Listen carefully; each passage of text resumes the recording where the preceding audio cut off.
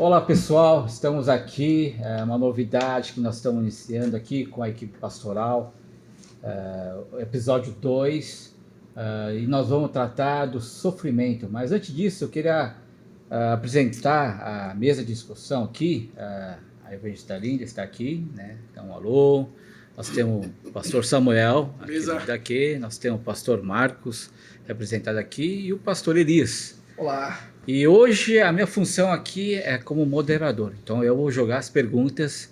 Nós pegamos várias perguntas que estão ali na internet, jogaram ali. Então nós reformulamos e nós vamos lançar essas perguntas para o painel que está aqui na mesa. Tá bom? A primeira pergunta é sobre para o pastor Marcos, né? Nós vivemos uma época de pandemia, muita gente está sofrendo, aí a gente fica pensando, será que estão sofrendo com o quê, né? Então, se a gente trata de sofrimento, nós temos sofrimentos do passado, sofrimento presente e sofrimentos que irão perdurar, né, para a eternidade, né? Mas a pergunta que veio é especificamente se é bom sofrer. E aí, pastor Marcos, é bom sofrer? Boa tarde a todos. Com certeza, ninguém gosta de sofrer. Sofrimento não é fácil. Estamos passando num momento de sofrimento. Eu quero confessar que tenho acordado de madrugada com pensamentos, preocupações e tudo mais. Aí eu lembrei alguns versículos que eu gosto muito. Lamentações 3, ele fala assim: é bom que as pessoas aprendam a sofrer desde jovem. É pior ainda. Tiago, capítulo 1.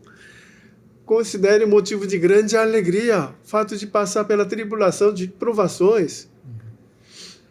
Não é alegria, é grande alegria. Mas como assim? Como assim? A gente está sofrendo.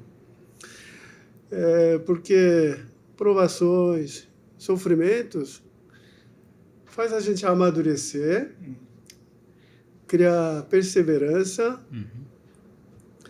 e Deus está nos moldando, né? É por isso que, nesse sentido, sofrimento é bom. Ontem eu fui buscar um frango, conversei com a dona, evangélica, mas ela sempre trabalhou, todos os dias.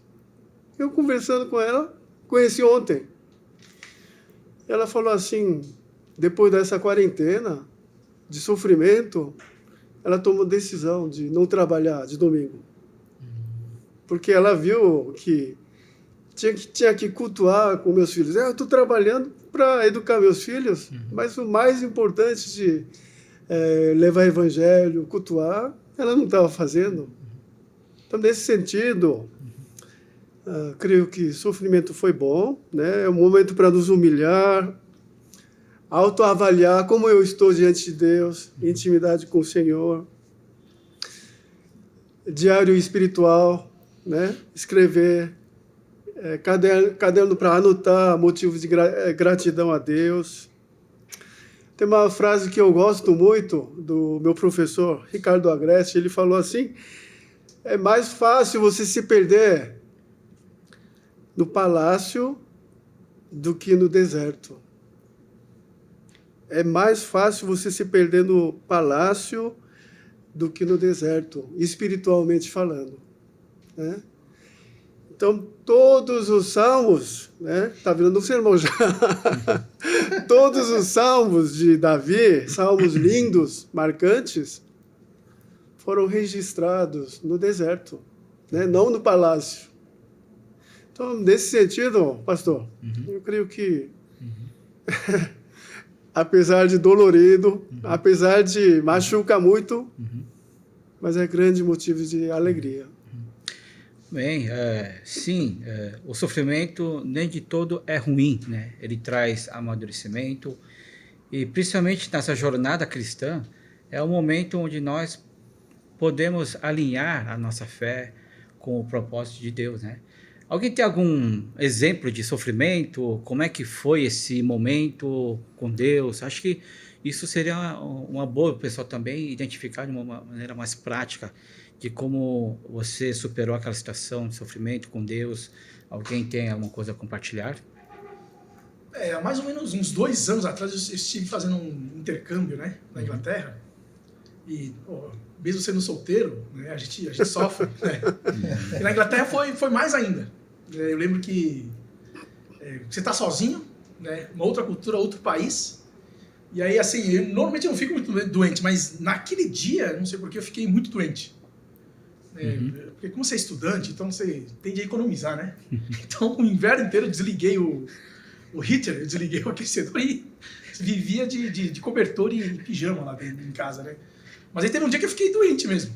Aí nesse dia eu vi que realmente sofrer é ruim. Pensou na mamãe, né? Mas leva você a refletir algumas coisas. Leva você a ponderar algumas coisas que você não pensava antes. Né?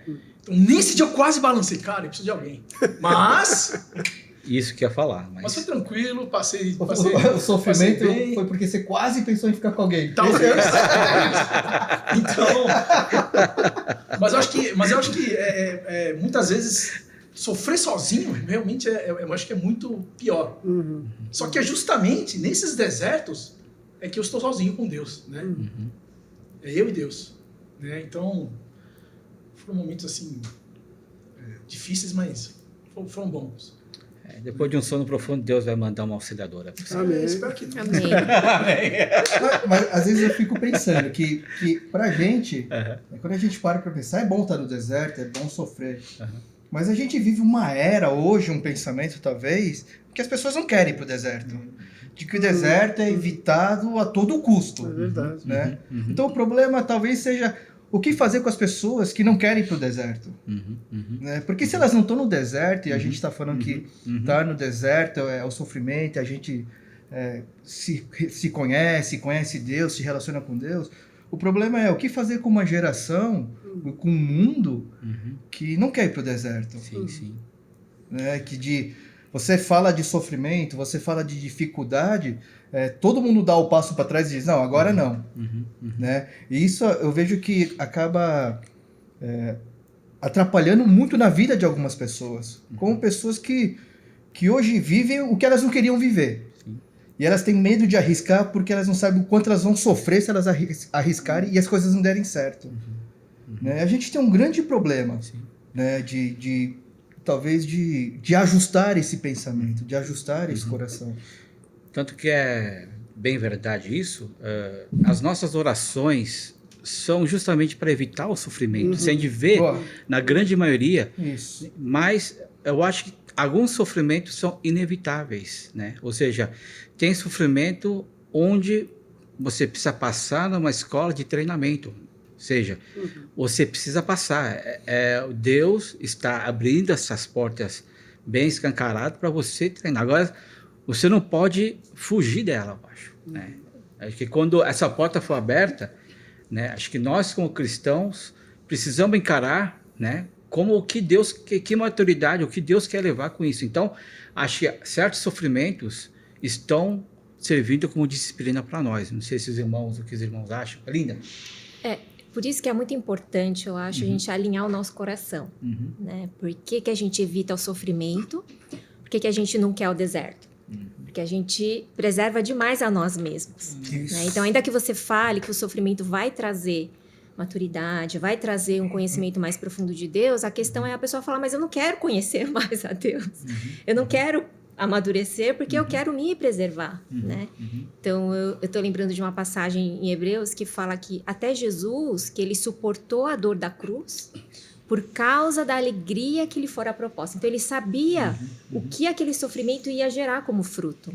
Então, eu acho que é importante, diante do sofrimento, a gente alinhar o nosso coração. De novo, eu amo Deus. A presença dele é mais importante. Ter o meu caráter moldado à semelhança de Jesus, isso realmente é importante. Então, eu tenho que me converter de novo, ajustar meu coração.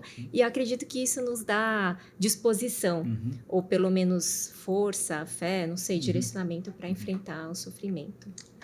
Ok, irmão. Então, terminando esse assunto, o sofrer é bom? É bom, sim. Para que possa trazer um amadurecimento. E a gente precisa ter esse discernimento se realmente se esse sofrimento foi uma porta que Deus abriu e que nós devemos passar de qualquer jeito, né? Mas justamente Deus não vai deixar você na mão, né? Deus vai estar com a gente. Então, acho que nós precisamos ter esse discernimento, que tipo de sofrimento você está passando, né?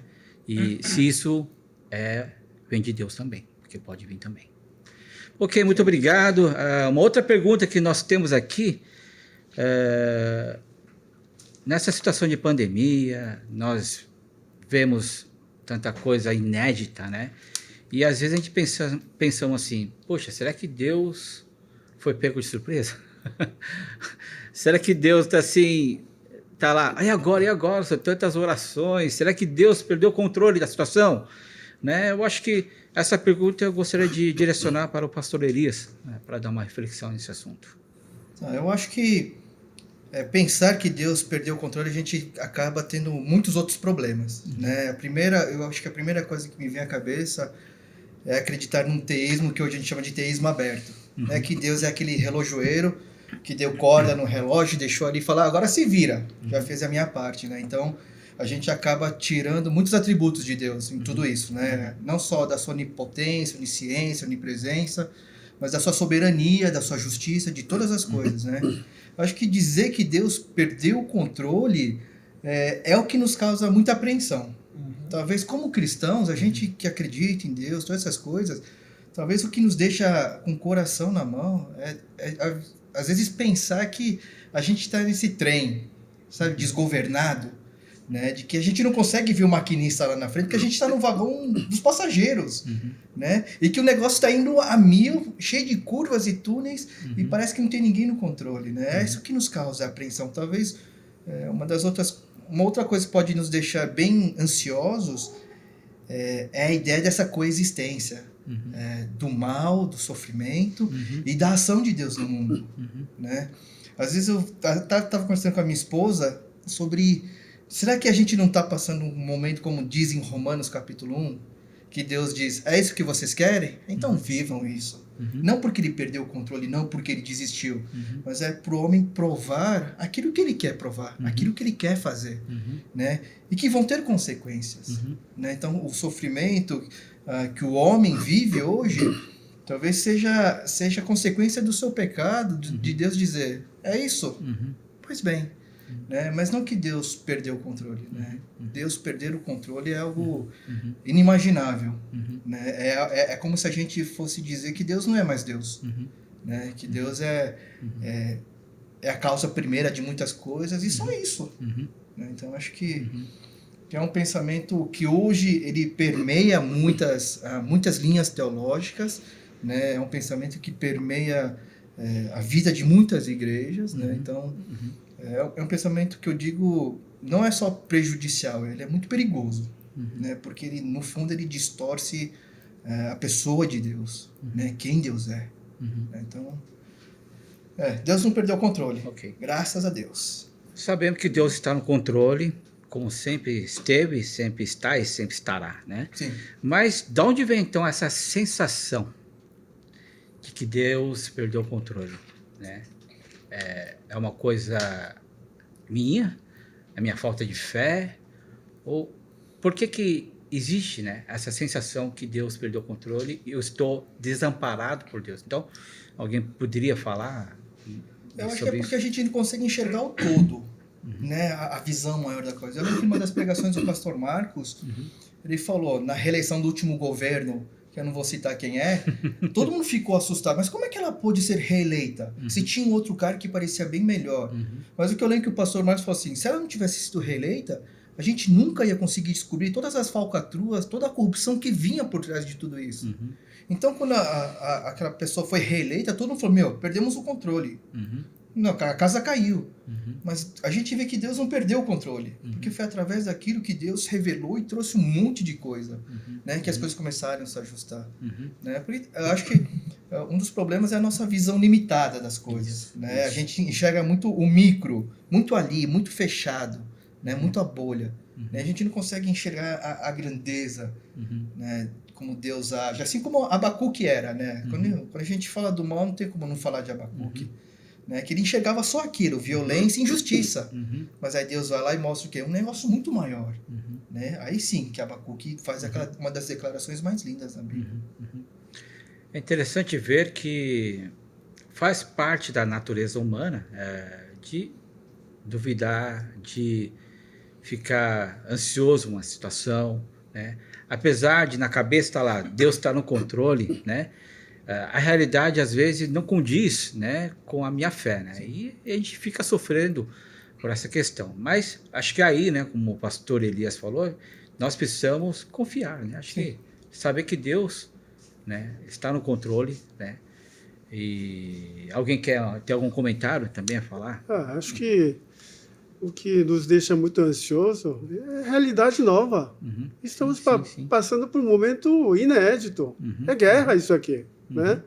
Então, muitos irmãos, boleto assim, vários irmãos estão mandando assim, pedido de oração. Pastor, boleto, eu tenho que pagar, tá atrasado, escola das crianças.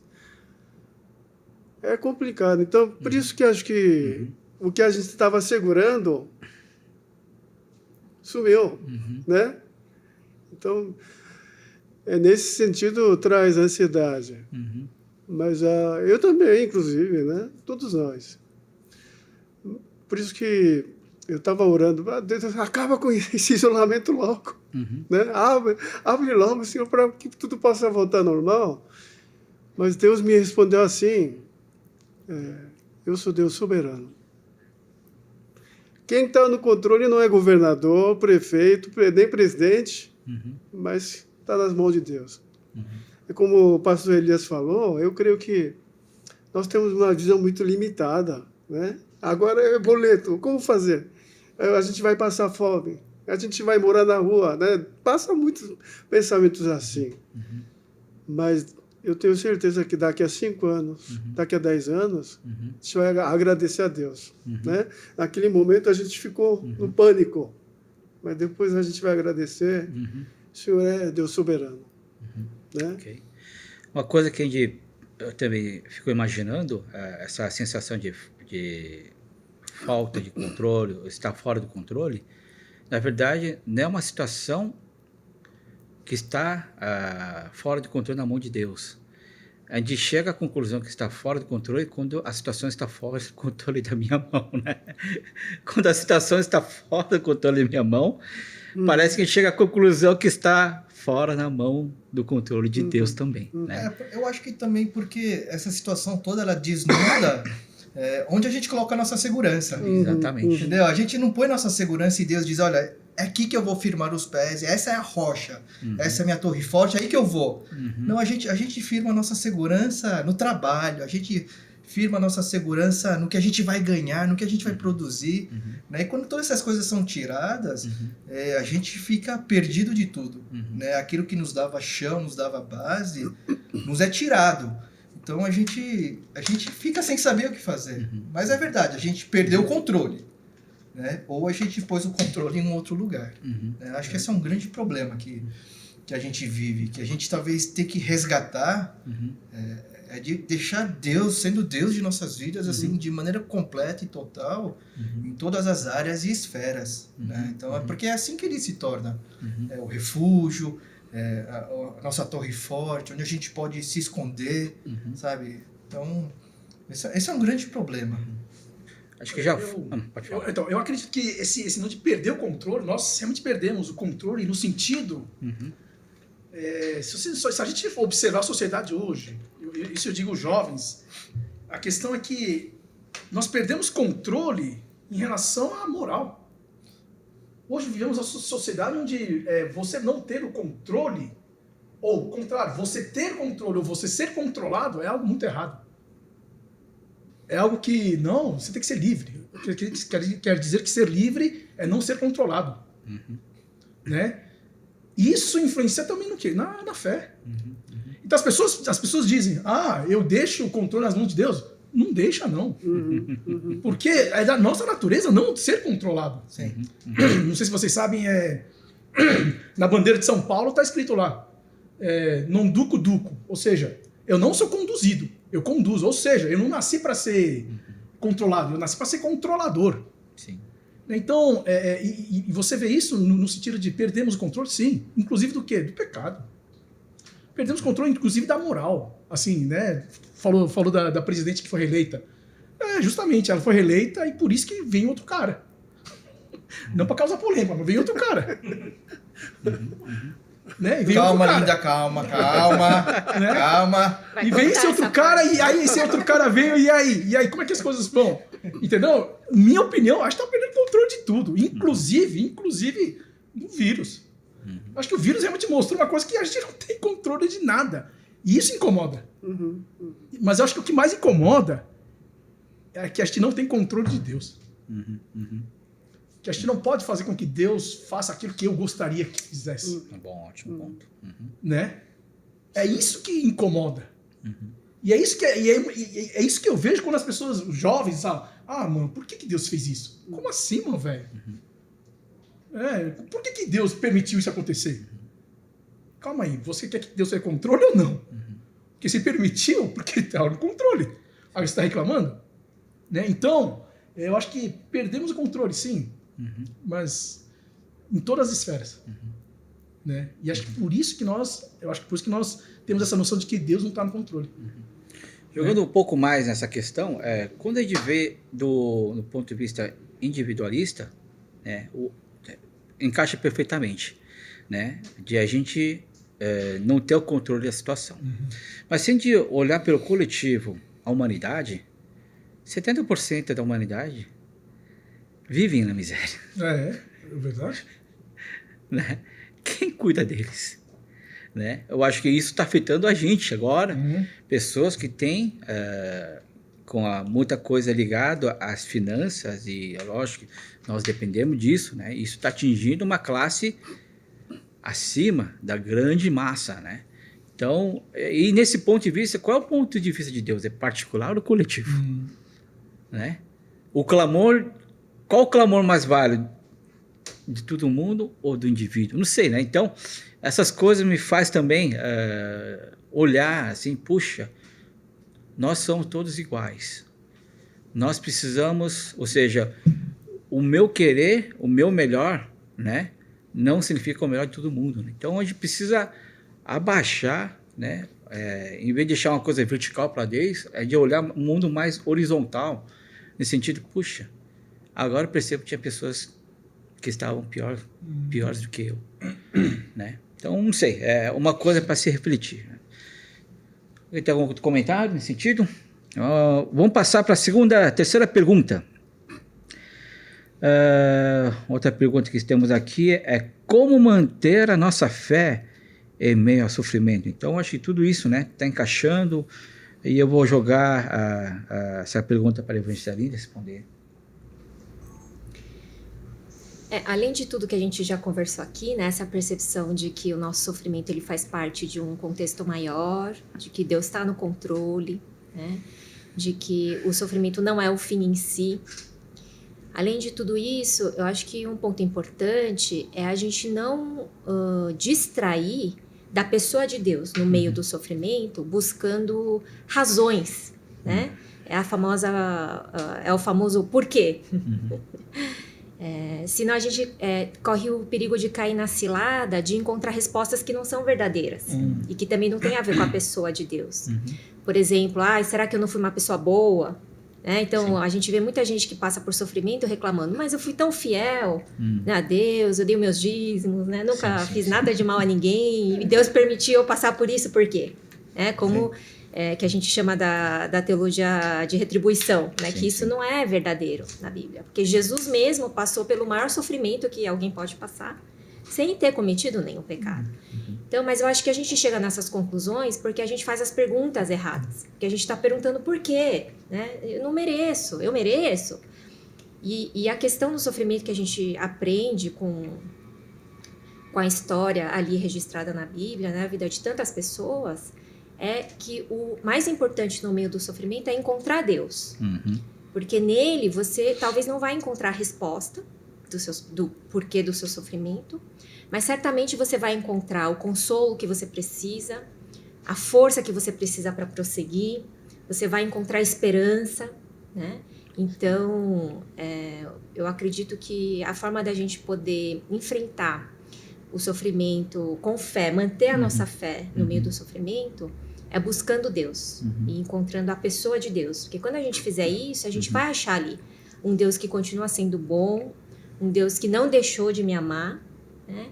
E eu gosto bastante dessa citação que o Tim Keller faz, de que a gente pode não saber porque que Deus permite algumas situações de sofrimento, mas uma coisa a gente sabe, né, que não é porque ele deixou de nos amar. E essa prova, ela está consumada na morte de Cristo na cruz por nós. Ok, a gente, mesmo vendo, né, exemplos da Bíblia, né, a gente vê que a Bíblia, quase na sua totalidade, foram escritas pessoas que estavam ao meio do sofrimento.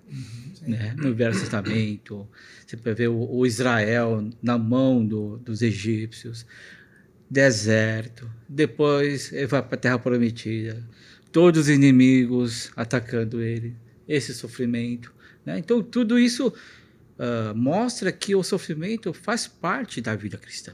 Né? E em meio a tudo isso, né, você exaltar a Deus, né, como todos os salmistas, né, a maioria dos salmos, ele não encontrou paz, ou seja, ele não está vivendo um momento de paz, ele gostaria de viver, né, e ele sempre está em aflição, sempre está em alguma coisa, em sofrimento, e ele deposita a sua fé em Deus, né? E é a beleza, né? Assim, apesar da situação estar ruim, apesar de o cara me perseguir, apesar disso, eu deposito a minha fé. Né? Então, o que os irmãos querem falar sobre os exemplos da Bíblia, e também, se tiver algum exemplo na vida de vocês, também acho que seria legal, de como essa parte pode ser um pouco mais bem tratada, assim, de uma maneira mais prática. Eu acho que eu concordo com a Linda que uma das maiores armadilhas que a gente tem é encontrar uma explicação intrínseca ao sofrimento e ao mal em si, né? Porque a gente não vai encontrar nada ali mesmo, né? O nosso grande problema é lidar com esse mal, com essa dificuldade, assim, no plano existencial de nossas vidas. O que a gente parece que a gente quer fazer é achar um espaço exato na nossa vida onde esse mal, esse sofrimento vai se encaixar. E não existe esse espaço.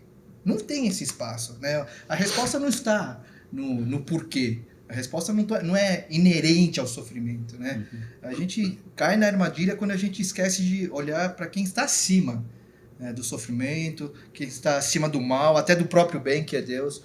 Quando a gente deixa de olhar esse alguém que é muito mais poderoso e muito maior do que todas essas coisas, então a gente começa a se perder mesmo. A gente começa a ser tomado pelos porquês, a ser tomado pelo desespero, né? E eu acho que ainda no final, ainda cabe uma desesperança total, né? De que pode, de maneira profunda, abalar a sua fé, né? Porque se você não acha um sentido no sofrimento, que é o que os ateus fazem? Para o ateu, o sofrimento faz parte da vida, e faz parte, mas para eles o sofrimento não tem nenhum significado. Né? Então, você se preocupar muito com esse tipo de coisas, para eles é uma perda de tempo. Né? E talvez a gente chegue se a gente continuar olhando só para o sofrimento, tentando lidar com ele no plano existencial, a gente vai chegar na mesma conclusão, de que talvez nós somos ateus, que o nosso pensamento é muito parecido com os ateus. Né? A diferença, e talvez a diferença brutal da gente, é que a gente crê em alguém que está no controle disso. Né? E a gente às vezes esquece disso, né? A gente esquece de olhar para ele e correr para ele, de enxergar Deus no meio de tudo isso, cara. Isso eu acho que num momento de sofrimento, você enxergar e encontrar Deus, nossa, deve ser a coisa mais fantástica que acontece com você. Acho que uma coisa que precisa ser descartada mesmo é você fazer essa correlação, falta de fé igual sofrimento, né? Como a Linda mencionou. Né? Então, eu estou sofrendo porque... Não, sim, se o cara pecou, vai sofrer mesmo. Tem que sofrer. Tem como, né? Vai fazer o quê? Né?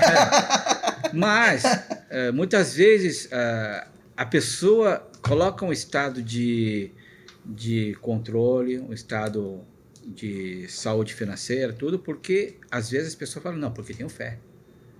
E quando tem ausência disso, né, as pessoas falam, que nem o pessoal caiu em cima do Jó, ó, você pecou em algum lugar, você, né? Essa correlação, né, acho que é inexistente. Não podemos falar, porque não tem fé, está sofrendo. Não. Como é que irmãos querem falar um pouco mais disso? Ou... Eu acho que é muito contrário. Quem tem mais fé sofre mais, pô. Jesus já avisou que isso ia acontecer. Isso aí. Por quê? isso. Por A quê? gente que não Por quer quê? enxergar. Por que vai sofrer mais? Porque a gente vive padrão totalmente diferente do mundo. Sim, sim. Justamente isso. Ou seja, o fato de seguir ou que tomar a cruz, né, é por si um sofrimento, né? Então, tirar a ideia que o evangelho é só alegria, oba-oba, né? Eu acho que o evangelho tem muito mais a ver com aflição, com dificuldade, com tribulação, o Novo Testamento, o Velho Testamento, em todo momento você só vê tribulação, aflição e sofrimento, né? O que os irmãos querem falar sobre isso, alguma coisa? Então, para manter nossa fé, né, dessa quarentena de sofrimento, eu queria compartilhar um pouco a minha experiência. Estamos vivendo numa época de muitas informações. OMS, Brasil falou para não usar máscara, né? Depois fala para usar. Agora tem que usar 3 camadas. Fora a subnotificação, morreram quantas pessoas, mas na verdade não é isso. É muita informação. Então, fake news, não sei o quê, tudo isso deixa a gente muito ansioso, né? Preocupado. É muita informação. Eu tive privilégio de poder estudar Bíblia com uma turma aí. Era para estudar um livro. Mas a gente estuda o segundo livro, vai estudar mais um livro, né? O que eu percebi, na prática, a gente recebe muitas informações. Né? É verdade ou não? Não sei o quê, fica... Mas quando a gente começa a ler, estudar, meditar, eu acho que li umas 50 vezes, 1 Tessalonicenses, o que eu percebi, isso faz um detox, sabe? Foco em Deus. Então, eu na prática, eu vejo que temos que ler. Sabe aquele louvor que a gente leva lá na viagem missionária? Leia a Bíblia e faça a oração. É para nós, na verdade. É na hora de ler, escrever, meditar. Se você nunca leu Bíblia uma vez, acho que é hora de a gente focar ali. Parar de ouvir um pouco noticiário, né? Bad news, né? Vamos ouvir good news. Porque senão a gente fica louco, né? É o que estava acontecendo comigo. É isso que eu queria compartilhar. Eu acho que, voltando para Cristo, o maior sofrimento do ser humano qual que é? E que até hoje as pessoas tentam evitar isso o máximo possível, é a morte, pô. Né? Quando esse negócio de fonte da juventude, o que era isso? Era justamente você, era uma metáfora de você fugir da morte, né? Pô, Cristo venceu a morte, pô. Né? Então, o maior sofrimento que eu acho que o ser humano realmente vive, e principalmente hoje, hoje essa quarentena, realmente a gente vê, talvez os números de mortes do ano passado e esse ano talvez não tenha mudado muito, a única coisa é que a gente não sabia que morria tanta gente. Morre tudo isso e traz sofrimento, óbvio. Morre tanta gente, não pode ser só doído aí. Não dá pra ser assim, né? Mas a questão é, Jó, nós estávamos falando de Jó, a questão no começo dele realmente era, ele queria saber por que tu sofrendo, pô. E se Deus aparecesse na minha frente, eu ia falar várias para ele. Mas no final, ele encontra Deus, e no final ele não pergunta para Deus, por que eu sofri? É o contrário, quando ele vê todo o esplendor, ele esquece de tudo aquilo. Né? E nós sabemos que houve um esquema divino em relação a Jó, mas ele não sabia. Ele nem queria saber, né?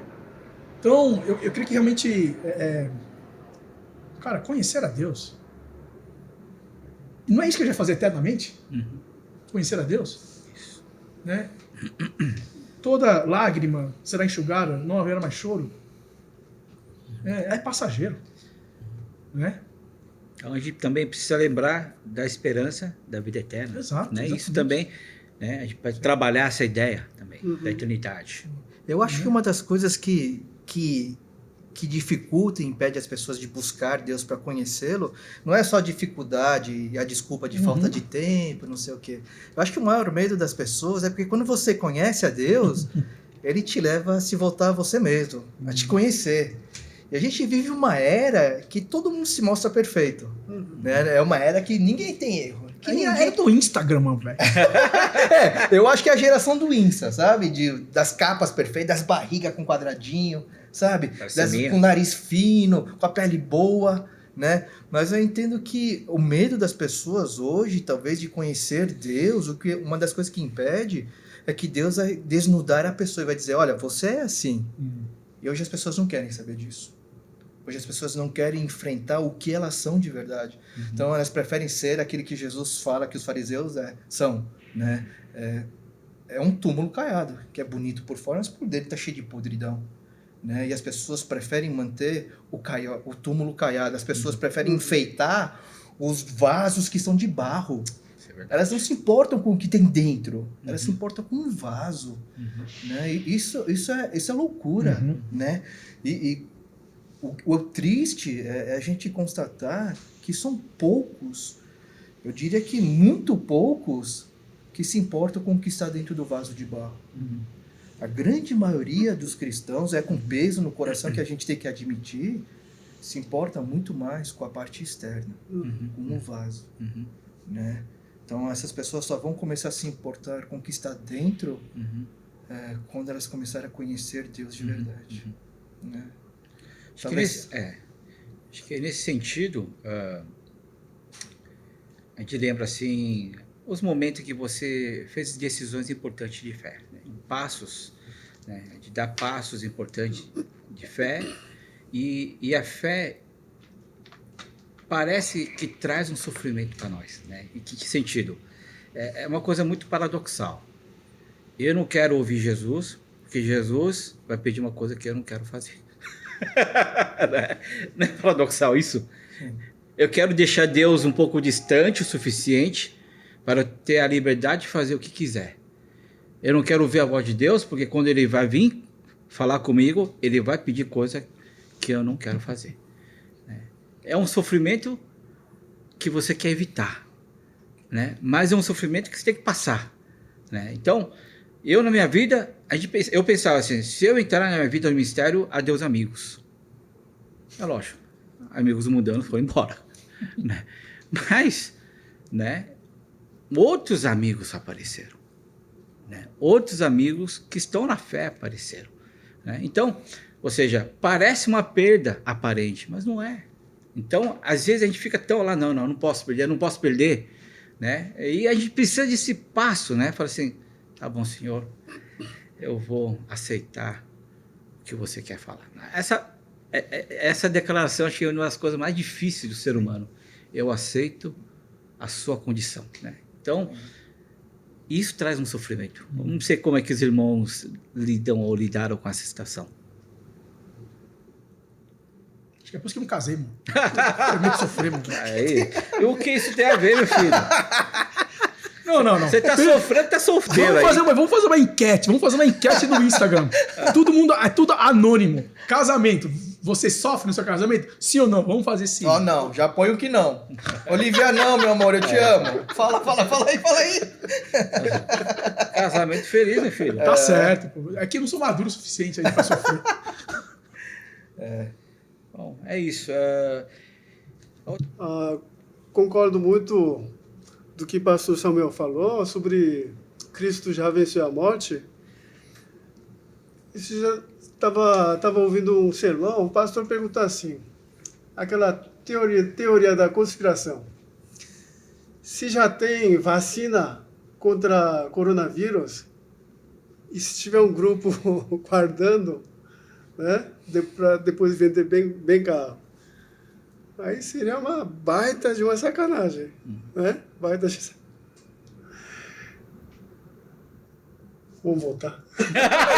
Eu não entendi a ligação. Eu tô tipo... Eu falei... O que esse cara tá falando, velho? Ô, Taka, não corta não. Continua gravando. Ô, o que ele tá falando? Tá todo mundo assim, ó. Tava todo mundo assim. Aí, de repente... Eu dei muita volta. Tem que Bate uma tirar. sacanagem. Meu. Que sacanagem. Vai terminar em sacanagem, meu? Que isso?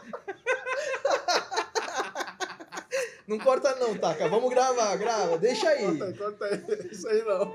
Full vídeo do negócio, mano. Não corta não. Depois você coloca os... o que fala? Tem o... Erro de gravação. Erro de gravação. A gente põe isso. Os making off. Making off, isso. Já se recuperou, meu querido? Já. Pode ir já? Pode ir? Ah, pode. Mas sem sacanagem. Mas... Pode ir? Eu acho que todo mundo está esperando vacina, né, contra o coronavírus. Todo mundo, né? E tem que surgir vacina logo para culto poder voltar e tudo mais. Eu fiquei pensando, né, como vacina é importante. E nós temos uma vacina para a pessoa ter vida eterna e a gente não quer dividir, né? Então, vejo que o que o pastor Samuel falou é muito pertinente. Essa vida aqui passageira, vai passar. Né? Cristo venceu a morte. Então, creio que esse é um momento para a gente focar a vida eterna e compartilhar. Né? Nós temos a vacina, como o pastor Elias falou, mas a gente quer só coisa externa.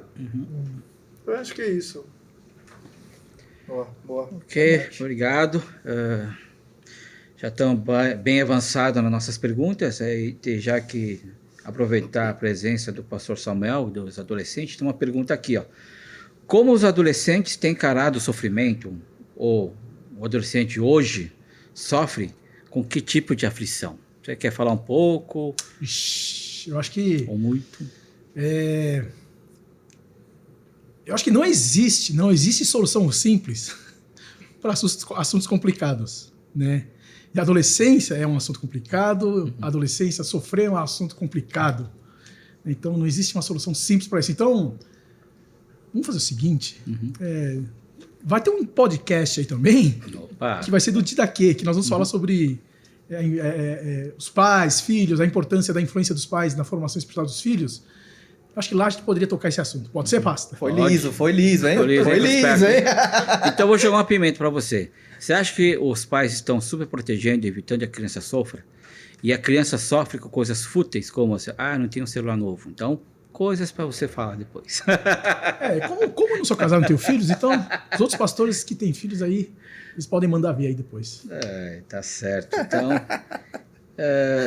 antes de encerrar, eu queria terminar com um versículo, né? E o versículo de João 16:33 diz assim: Eu disse essas coisas para que em mim vocês tenham paz. Neste mundo vocês terão aflições, contudo, tenham ânimo, eu venci o mundo. Então, que a paz do Senhor Jesus Cristo, que excede todo o nosso pensamento, que excede toda a circunstância, esteja com você, conosco, de hoje para sempre. Eu agradeço a mesa, né? Obrigado à presença da linda, pastor Samuel, pastor Marcos, pastor Elias, o Taka que aí está atrás, o evangelista Taka que está gravando com a gente. Boa. E nós encerramos esse episódio 2 e logo teremos o episódio 3 e eu vou falar. Boa. Tchau, pessoal. Tchau, pessoal. Obrigado. Obrigado. Valeu, pessoal. Valeu.